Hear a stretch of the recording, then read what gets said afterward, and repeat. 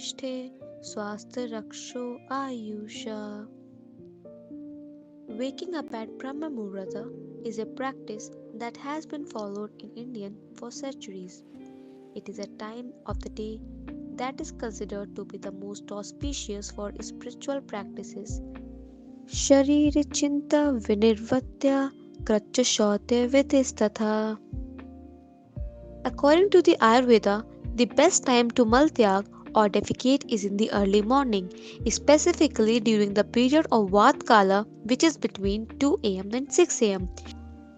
अर्क्याग्रोत खतीर करंज कुकुमादिजम प्रातः भुक्तं च मृदग्र कषाय कटुतिक्तकं कनीयग्रसमस्थौल्यं प्रागुर्म द्वादश अंगुलम प्रक्षयदन्तपावनं सौवीरञ्जनं नित्यं हितम ओक्ष्णो स्तुतो भजेत. दंत धावन के पश्चात आंखों के लिए ही नित्य हितकर सौवीर नामक अंजन का प्रयोग में लाना चाहिए. रसांजन प्रयोग चक्षु से तो तेजोम्यम तस्य ऊर्ध्व चतुर्विकारेषु विशेष अन्यस्य मीष्यते नासा हि शीर्षोद्वारं तेन तद्व्यापहन्यतान्. Nasa leads to the lightness of head, sound sleep and waking up at the time. It cures diseases, pleasant mind, clarity and the proper functioning all the sensory अथवा औषधि सिद्ध स्नेह जो नासा मार्ग द्वारा दिया जाता है वह इस नस्य कहलाता है. नस्य दो प्रकार का होता है, शिरोविरेचन एवं स्नेहन. यह नस्य स्नेह की मात्रा के अनुसार पुनः दो प्रकार का होता है. एक होता है मार्श नस्य और एक होता है प्रतिमर्श नस्य. दुग्ध, मधु, रस, गौमूत्र, कांजी, कषाय अथवा उष्ण जल की जो मात्रा मुख में रखकर सुखपूर्वक इधर उधर संचरित की जा सकती है उसे कवल कहा जाता है. अर्थात जो इधर उधर संचरित ना की जा सके वह गुंडूश कहलाती है. उद्वर्तनम कफहरम मेधसा प्रविलायनम स्थिरीकरण अंगानां त्वक प्रसादकरम परम. उद्वर्तन पाउडर मसाजिंग और स्क्रबिंग. कफहर मिटिगेट्स द कफा. मेद को विलीन करता है, means it liquefies the fat. शरीर के अंगों को दृढ़ बनाता है, it stabilises the body parts. और त्वचा को उत्कृष्ट करता है, एक्सीलेंस ऑफ द स्किन. अर्थात बिना स्नेह के औषधि चूर्ण आदि से सर्व शरीर को रगड़ना उद्वर्तन कहलाता है. Next is shiroabhyanga. प्रतिदिन शिरोअभ्यंग करने से शीर्षूल, खालित्य, पालित्य, बालों का टूटना समाप्त होता है. सिर और कपाल की अस्थियां के बल की वृद्धि होती है. बालों की जड़ें मजबूत होती हैं और बाल लंबे, काले और घने होते हैं.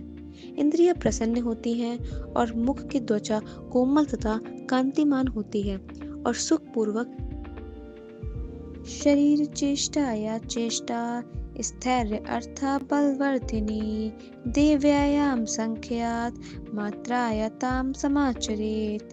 जो चेष्टाएं शरीर में स्थिरता एवं बल को बढ़ाने के लिए इच्छानुसार की जाती हैं उन्हें व्यायाम कहा जाता है.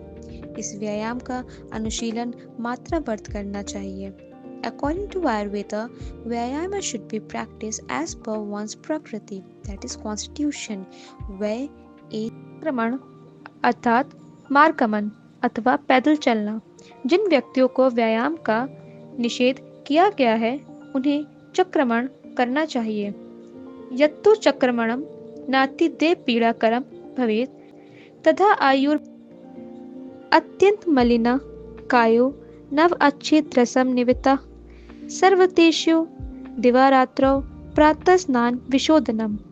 9 छिद्रों वाले अत्यंत मलिन शरीर से दिन रात मल निकलता रहता है. भोजन. पूर्व में सेवन किए गए आहार के जीर्ण हो जाने पर ही हितकारी और पथ्यकारक भोजन को मात्रा में सेवन करना चाहिए. अधारणीय अप्रावृत वेगों को बलपूर्वक बाहर नहीं निकालना चाहिए. मल मूत्र आदि का वेग उपस्थित होने पर सर्वप्रथम उनका त्याग भी करना चाहिए. उसके बाद अन्य कार्यों को करना चाहिए और सात्विक को शांत किए बिना अन्य. जाति फल कटुक, सुपारी, लौंग, कंकोल, कपूर का गोंद और छोटी इलायची को पान के पत्ते के साथ सेवन करना चाहिए। तांबुल सेवन विधि में प्रातःकाल सुपारी, दोपहर में खदीर तथा रात में चूर्ण की मात्रा अधिक होनी चाहिए। पान के पत्ते के अग्रभाग में आयु, मध्य भाग अध्ययन। अध्ययन is the combined procedure of listening, meditation and direct perception. श्रवण, मनन, निधि अध्यासन की संयुक्त प्रक्रिया ही अध्ययन कहलाती है। एतानि पंचकर्माणि संध्यायां वर्जयेत् बुधः।